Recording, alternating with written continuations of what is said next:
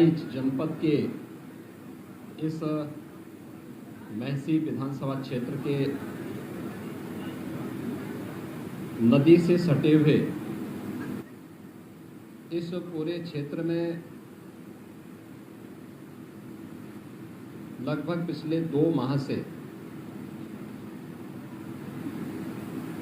भेड़ियों के आतंक के कारण कुछ जनहानि हुई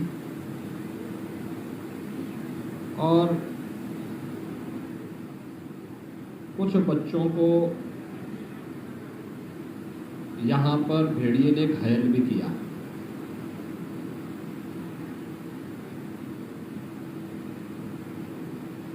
यहाँ की सूचना के बारे में जब पहली बार यहाँ के जनप्रतिनिधियों ने मुझे अवगत कराया था तो मैंने प्रशासन को इसके बारे में एक अभियान चलाने के लिए तत्काल निर्देश दिया था।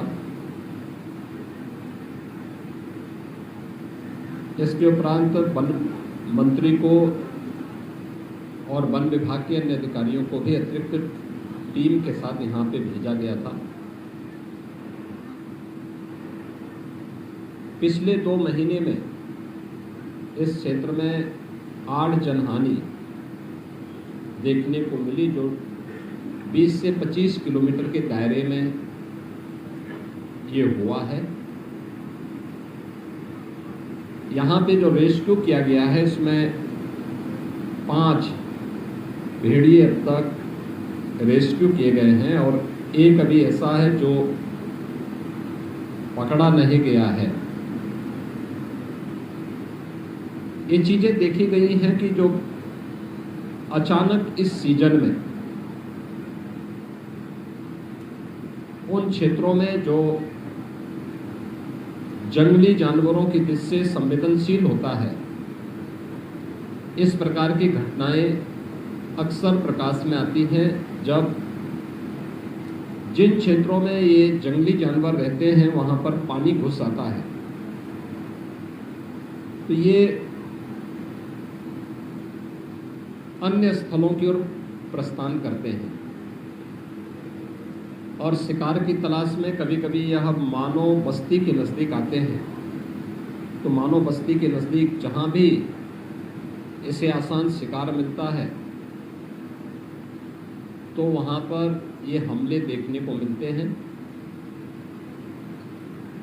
इस बार भी जब सरयू नदी में पानी बढ़ा और उसके पूरे क्षेत्र में जल जमाव की स्थिति ये जुलाई प्रथम सप्ताह में ही हो गई थी और 17 जुलाई को पहली घटना यहाँ देखने को मिली थी जब 1 वर्ष के बच्चे को भेड़िए ने उठा करके अपना शिकार बना लिया था।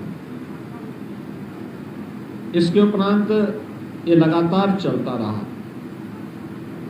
अवश्य था कि वह एक गांव में बार बार हमला नहीं करता है, अलग अलग गांवों को उसने निशाना बनाया है और हमले का दायरा भी एक गैप रहा है 4 से 5 दिन का। 1 सितंबर को अंतिम घटना घटित हुई थी और आज 15 सितंबर है। इस दौरान जनहानि होने की कोई भी सूचना नहीं है।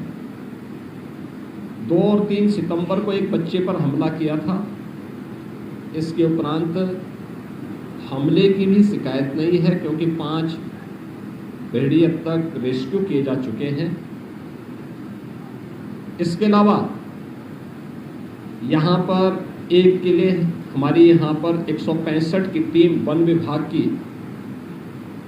यहाँ पर है, जो उन्हें हर प्रकार से पहली प्राथमिकता है कि भेड़िए को रेस्क्यू किया जाए। थर्मल ड्रोन भी यहाँ पर 4 लगाए गए हैं और ये प्रयास है कि किसी भी स्थिति में रेस्क्यू हो, लेकिन अगर वह जिस रूप में हिंसक है, जनहानि कहीं करता हुआ दिखाई देता तो उससे पहले कि जनहानि करे तो उसको शूट करने के लिए आदेश दिए गए हैं।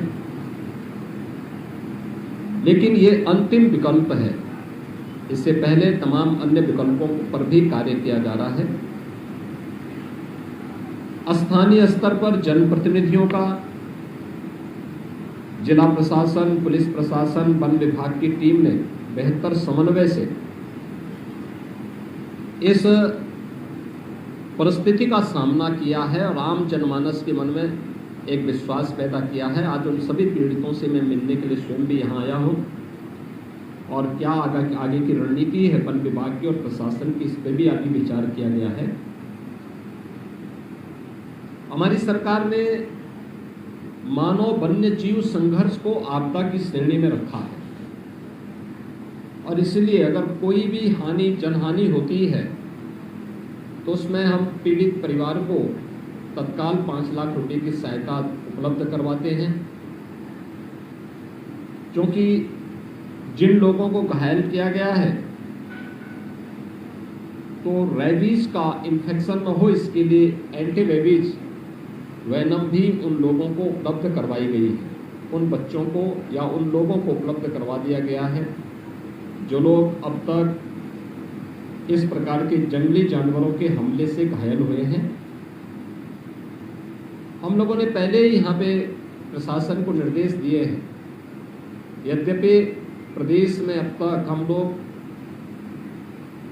केंद्र और राज्य सरकार ने मिलकर के 56 लाख गरीबों को पूरे प्रदेश में एक आवास उपलब्ध करवाया है और ये जितने भी हमले हुए हैं इनमें भी अगर आपने देखा होगा कि सभी के पास अपने पक्के आवास हैं।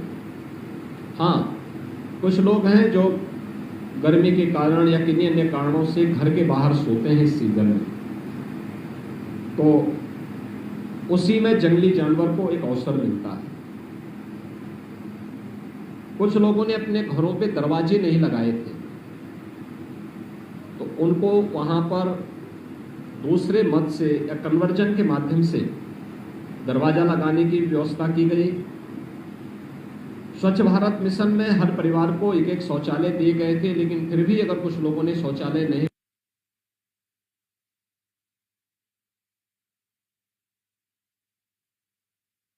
अतिरिक्त शौचालय बनाने की भी व्यवस्था की गई। यहाँ पे लाइट की व्यवस्था हो, पेट्रोलिंग पर्याप्त मात्रा में हो, इसके भी प्रावधान किए गए हैं। और हमने एक और निर्देश दिया है कि जो भी ऐसा कोई व्यक्ति है जो अब तक आवास की सुविधा से वंचित है, तत्काल मुख्यमंत्री आवास योजना में उस परिवार को एक आवास उपलब्ध करवाया जाए। जिन लोगों के पास अन्य सुविधाएं नहीं हैं, प्राथमिकता के आधार पर कैंप लगा करके उन लोगों को ये सुविधा आवास का है, शौचालय का है, राशन कार्ड का है, आयुष्मान कार्ड का है, इन सभी सुविधाओं से उन्हें आच्छादित करने की एक अभियान चला करके उन्हें आच्छादित किया जाए, जिससे अपनी जरूरत के लिए किसी व्यक्ति को इधर उधर भटकने की आवश्यकता न पड़े।